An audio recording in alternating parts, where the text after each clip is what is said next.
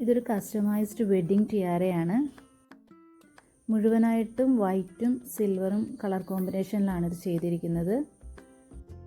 ഇതിൽ ഞാൻ യൂസ് ചെയ്തിരിക്കുന്നത് വൈറ്റും സിൽവറും കളർ വരുന്ന ഹാഫ് കട്ട് ബീഡ്സ് ആണ്.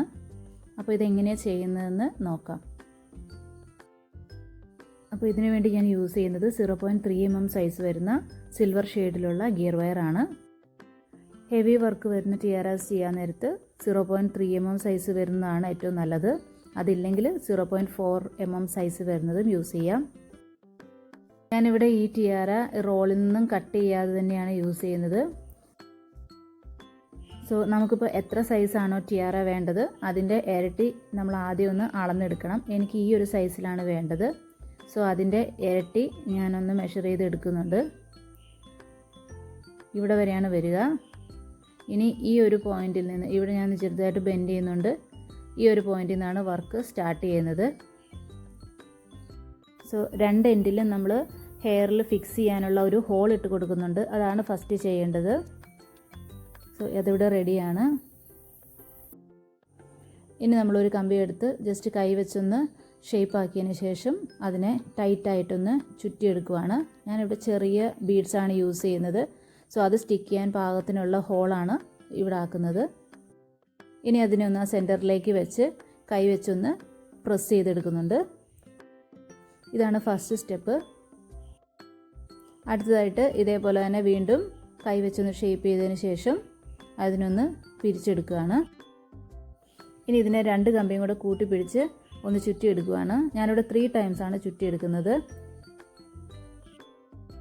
വീണ്ടും ഓപ്പോസിറ്റ് സൈഡിലും ഇതേപോലെ തന്നെ പിരിച്ചെടുത്ത് വയ്ക്കുകയാണ്. അതിനെ രണ്ട് കമ്പിയും കൂട്ടിപ്പിടിച്ച് 3 times ചുറ്റിയെടുക്കുകയാണ്. ഇനി വീണ്ടും അടുത്ത ബ്രാഞ്ച് കൂടി ചെയ്യുകയാണ്. സോ ഇതുപോലെ 4 എണ്ണമാണ് ചെയ്തെടുക്കുന്നത് ആദ്യം. ഓരോ തവണ ചെയ്യുമ്പോഴും ആദ്യം ഇടത്ത് പിന്നീട് വലതുവശത്ത് വീണ്ടും ഇടതുവശത്ത് അങ്ങനെ മാറി മാറി വേണം ചെയ്യാനായിട്ട്.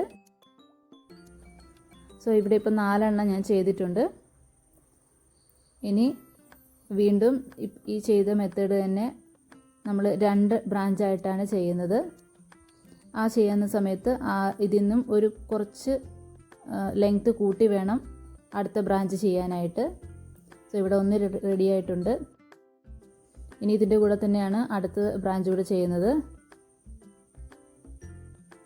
അതിനെയും ഇതേപോലെ തന്നെ പിരിച്ചെടുത്ത് റെഡിയാക്കിയിട്ടുണ്ട്. ഇനി ഇത് രണ്ടും കൂട്ടി പിടിച്ച് ടൈറ്റായിട്ട് വരുന്നത് വരെ ഒന്ന് ചുറ്റിയെടുക്കുന്നുണ്ട്. വീണ്ടും 2 കമ്പിയും കൂട്ടി പിടിച്ച് 3 times, എപ്പോഴും 3 times തന്നെയാണ് നമ്മൾ ചുറ്റിയെടുക്കുന്നത്. ഇനി ഓപ്പോസിറ്റ് സൈഡിൽ അതേപോലെ തന്നെ 2 ബ്രാഞ്ച് വെച്ചാണ് ചെയ്യുന്നത്. ഇവിടെ ഇപ്പം 2 എണ്ണം റെഡി ആയിട്ടുണ്ട്. ഇനി താഴേക്ക് വീണ്ടും 2 എണ്ണം കൂടെ ചെയ്യുന്നുണ്ട്. സോ ഫസ്റ്റ് നമ്മൾ ഓരോ ബ്രാഞ്ച് വെച്ച് ചെയ്തു. സെക്കൻഡ് വരുമ്പോഴേക്കും 2 ബ്രാഞ്ച്, അത് കുറച്ച് ലെങ്ത്ത് കൂട്ടിയാണ് ചെയ്തത്. ഇതേപോലെ ഇനി നമ്മൾ 3 ബ്രാഞ്ച് വെച്ചാണ് ചെയ്യുന്നത്. അപ്പോഴേക്കും ഇതിൽ നിന്ന് കുറച്ചുകൂടി ലെങ്ത്ത് കൂട്ടിയാണ് മൂന്നാമത്തെ ബ്രാഞ്ചിൽ ചെയ്യുന്നത്.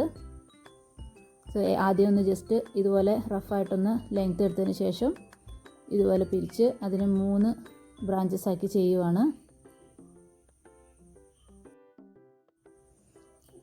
ഇവിടെ ഇപ്പോൾ മൂന്നാമത്തെ റെഡി ആയിട്ടുണ്ട്. ഇനി ഇത് രണ്ടും കൂട്ടിപ്പിടിച്ച് ടൈറ്റായിട്ട് വരുന്നത് വരെ ഒന്ന് പിരിച്ചെടുക്കുന്നു. അതിനുശേഷം നേരത്തെ ചെയ്തതുപോലെ തന്നെ 2 കമ്പിയും കൂട്ടിപ്പിടിച്ച് 3 times ചുറ്റിയെടുക്കുകയാണ്. അതിനുശേഷം ഇതിൻ്റെ ഓപ്പോസിറ്റ് സൈഡിൽ വീണ്ടും ഇതേപോലെ തന്നെ 3 ബ്രാഞ്ച് ചെയ്യുന്നുണ്ട്. അങ്ങനെ ആദ്യം ചെയ്തതുപോലെ 4 എണ്ണമാണ് ടോട്ടൽ ചെയ്തെടുക്കേണ്ടത്. സോ നമ്മൾ ഇതുവരെ ചെയ്തതുപോലെ തന്നെ ഇനി 3 ബ്രാഞ്ച് എന്നുള്ളത് 4 ബ്രാഞ്ചായിട്ടാണ് ചെയ്യേണ്ടത്. ആ സമയത്ത് ഈ മൂന്നാമത്തെ ബ്രാഞ്ചിൻ്റെക്കാട്ടിൽ കുറച്ചുകൂടി ലെങ്ത്ത് കൂട്ടിയിട്ട് വേണം 4ാമത്തെ ബ്രാഞ്ച് ചെയ്യാനായിട്ട്.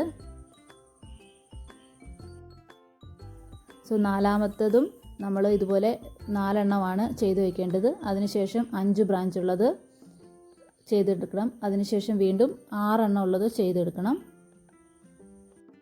സോ ഇങ്ങനെയാണ് അതിൻ്റെ ഒരു ഫൈനൽ ലുക്ക് വരിക. 6 എണ്ണം വരെയുള്ളത് ഞാനിവിടെ ചെയ്തിട്ടുണ്ട്. ഇതാണ് 6 എണ്ണം വരുന്നത്. ഇപ്പോൾ നമ്മൾ ടിയാരയുടെ ഒരു ഹാഫ് ഇവിടെ ചെയ്ത് കഴിഞ്ഞു. ഇനി ഇതിൻ്റെ ബാക്കി ഹാഫ് നമ്മൾ ഇതേ രീതിയിൽ തന്നെയാണ് ചെയ്യുന്നത്. ഈ കമ്പിയിൽ നമ്മൾ ഇതേപോലെ തന്നെ തിരിച്ച് റിവേഴ്സായിട്ട് ചെയ്തെടുക്കുകയാണ് ചെയ്യേണ്ടത്. സോ ഈ സെൻറ്റർ പോയിൻറ്റിൽ വീണ്ടും നമ്മൾ 6 എണ്ണമുള്ള ബ്രാഞ്ച് ചെയ്യുന്നു. അതിനുശേഷം 5 എണ്ണമുള്ളത്, 4 എണ്ണമുള്ളത്, 3 എണ്ണം, 2 എണ്ണം, പിന്നെ 1. ആ രീതിയിൽ ഇവിടെ ചെയ്തതുപോലെ തന്നെ നമ്മൾ റിപ്പീറ്റ് ചെയ്യുവാണ്. ഇങ്ങനെയാണ് അത് ഫുള്ളായിട്ട് ചെയ്ത് കഴിയുമ്പോൾ വരിക. 2 എൻഡിലും ചെറിയ വീതിയിൽ സെൻറ്ററിലേക്ക് വരുന്തോറും വീതി കൂടി വരുന്ന രീതിയിലാണ്. ഇനി ഇതിലെല്ലാം നമ്മൾ സ്റ്റോൺസ് ആഡ് ചെയ്യുവാണ്. അപ്പോൾ അതിനുവേണ്ടി ഞാനിവിടെ ഹാഫ് കട്ട് സ്റ്റോൺസാണ് എടുത്തിരിക്കുന്നത്. സിൽവറാണ് ഷെയ്ഡ്.